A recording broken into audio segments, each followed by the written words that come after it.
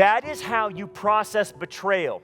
You process betrayal by knowing that God will bring justice to your situation at some point in time, whether in this life or the next. But He will make sure it happens. Can you imagine you protecting the one who betrayed you? That's how good He is. I couldn't do that. I couldn't protect someone that betrayed me. I couldn't. I would say, yeah, go for it. Go, jump off the cliff. Go ahead. Good. You get out of here. Get out of my life. You stink. That's me. But I ain't Jesus. But Jesus is so good, He's protecting like the worst man possible, Judas. And did Judas take it? Does Judas say, no, look what he does. Now go to verse 49. Immediately he went up to Jesus and said, "Greetings, Rabbi," and kissed Him. Sealed the deal. Jesus gave him an out. He gave him a way out, and he wouldn't take it. You didn't have to betray me. I would volunteer myself. What are you doing, man? It would be better than that you were never born, Judas, but I gave you your free will. And the idea of kissing him is not just a peck. It's he repeatedly kissed him over and over and over and over and over again to identify him. He like totally sealed the deal on it. Okay.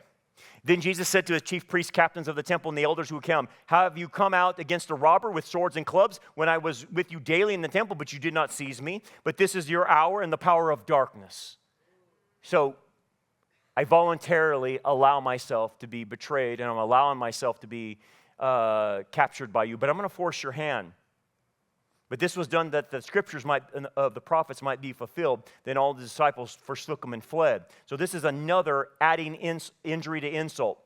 So we have a betrayer, and then the rest of the apostles take off and abandon him. So those are the two biggest aspects people will deal with: betrayal and abandonment. Whew! And Jesus is feeling all of this at the same time. All of his friends are gone. He's alone. Okay?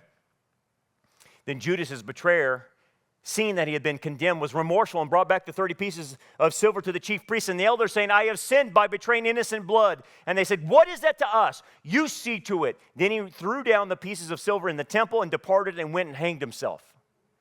So he's not repentant. He's just remorseful. He's sorry he got caught. And this is not about him turning a new leaf and, hey, I'm going to do better now. No, he's just remorseful that it went down the way it did. So he went and hung himself and committed suicide. Okay? Notice the pieces of silver. Okay? That's going to be your answer to how you cope with betrayal. I know that sounds crazy, but just follow me. Just follow me. Just stay with me, okay? The typology of Judas is Ahithophel, who betrayed David to Absalom. So when you want to see Judas in the Old Testament, it's Ahithophel. He also committed suicide by hanging himself, by the way. But the chief priest took the silver pieces and said, "It is not lawful to put it in the treasury because they are the price of blood." That's true. That's right. They can't take it. It's blood money. And they consulted together and bought the potter's field to bury strangers in. Therefore, that field has been called the field of blood to this day, a keldama. So they take the money. We can't use it in the temple. They take the money and they bought a field called the potter's field, or a keldama, the field of blood as it's called later on. And they bought this particular real estate outside of the walls of Jerusalem. Stay with me on that. The area is very key. This is the area they bought with the 30 pieces of silver, called the potter's field. Okay? Then was fulfilled what was spoken through the prophet Jeremiah the prophet, saying that they took the 30 pieces of silver, the value of him who was priced, whom they of the children of Israel priced, and gave them for the potter's field as the Lord directed me. So Matthew was doing a sod interpretation. He's blending Jeremiah and Ezekiel together. Jeremiah is named because he's the major prophet, not the minor prophet. So you would always name the major prophet. So he's saying there's a combination of scriptures going on here that the religious leaders are buying the potter's field with the 30 pieces of silver. In Acts 1:18, now this man purchased a field, talking about Judas. He didn't actually purchase it, but he's the name who purchased it, okay, even though he's dead, with the wages of iniquity, falling headlong and burst open in the middle, and all of his entrails gushed out. And it became known to all those dwelling in Jerusalem, so that the field is called in their own language, Akeldama, that is the field of blood. So what happened? So I thought Judas got hung. He did. But here's the problem. This is what you got to understand about the city of Jerusalem. During the time of Passover, if you had a dead body in the city, you had to immediately get that dead body out of the city walls and outside. Okay? Otherwise, it defiled the city and it defiled the Passover sacrifice where the temple was at. Okay? So guess what? The religious leaders saw that he had hung himself, and they can't have him hanging as if they care about purification, but they did. And so what did they do? They got his body off the tree that he hung himself in. This is probably before 9 a.m. in the morning, because the Passover sacrifice happens at 9 a.m.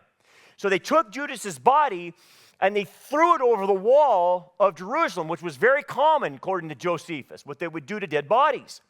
When they threw him over, it went down the wall, down the cliff. And if you know where the Kidron Valley and the Himnon Valley meet, it's a deep cavern, kind of cliff area. And his body, when it hit, burst open, and his guts came flying out. Okay, that's what Acts chapter 1 is trying to say. But where did they throw him out at? They threw him out at the very field they bought with the money. That's where they threw him out, in the potter's field. So let me show you the potter's field. So here's Jerusalem. You see the Himnon Valley? That's the valley of Gehenna. The other terminology is where we get the term for the lake of fire is Gehenna. Why? Because Israel in Jeremiah's day was burning people alive as a sacrifice to these false gods in the valley of Himnon. And so Gehenna became a kind of a catchphrase for the lake of fire. Okay, because continually burning. Notice the Kidron Valley comes down. So the Himnon Valley and the Kidron Valley come together at the tip of Topheth. Okay? That is the city of David, at the end of the city of David right there, if you're in Jerusalem. Okay? That's where the two valleys come together. That's where they threw Judas's body over the fence, over the walls, at Akeldama or Topheth. That's the very place that they bought. Now, when Matthew says the prophet Jeremiah, what is he referring to? The prophet Jeremiah made a prediction that one day a curse is going to be put on the area of Topheth, because they had sacrificed children there, they had burned people alive there, and so there's a curse from God on Topheth, which is where the Himnon and Kidron Valley come together. And the prediction from Jeremiah is that this place will be a place of burial, but there will be so many bodies because of the cursing there that they will not have enough place to bury the bodies. And so the bodies will just be stacked up and stacked up and stacked up to where the birds of the air are eating their carcasses, because there won't be enough burial place, because so many lives will die because of this curse.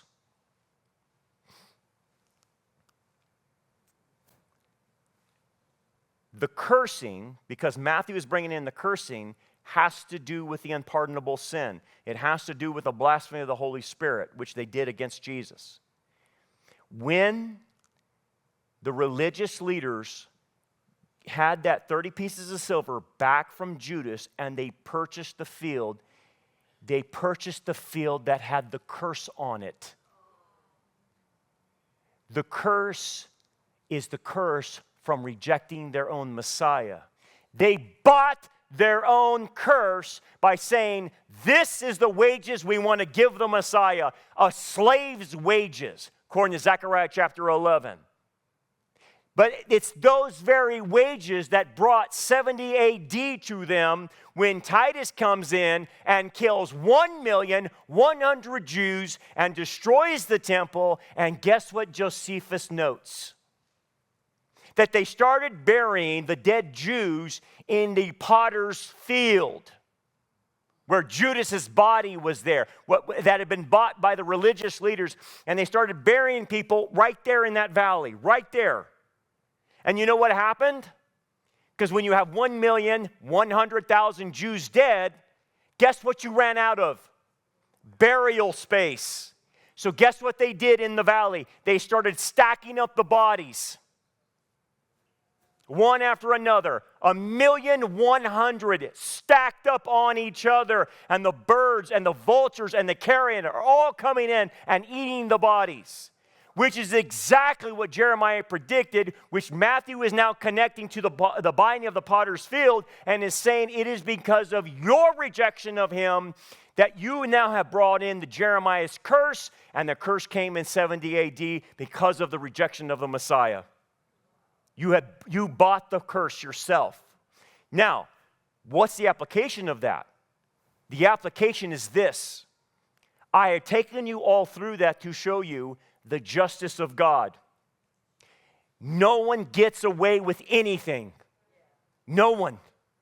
It might take, from the time Jesus was betrayed at 30 AD, another 40 years passed until the judgment came in 70 AD. 40 years it went. But let me ask you this. Did the judgment come exactly according to Scripture? Yes, it did. That is how you process betrayal. You process betrayal by knowing that God will bring justice to your situation at some point in time, whether in this life or the next. But he will make sure it happens. Look what he did for his own son. You're a child of God now. Do you not think he will do the same for you? Of course he will. But here's the key. You must wait by faith. That's the only way you're going to make it out through betrayal. Wait on God to bring justice to your situation. That's how you do it.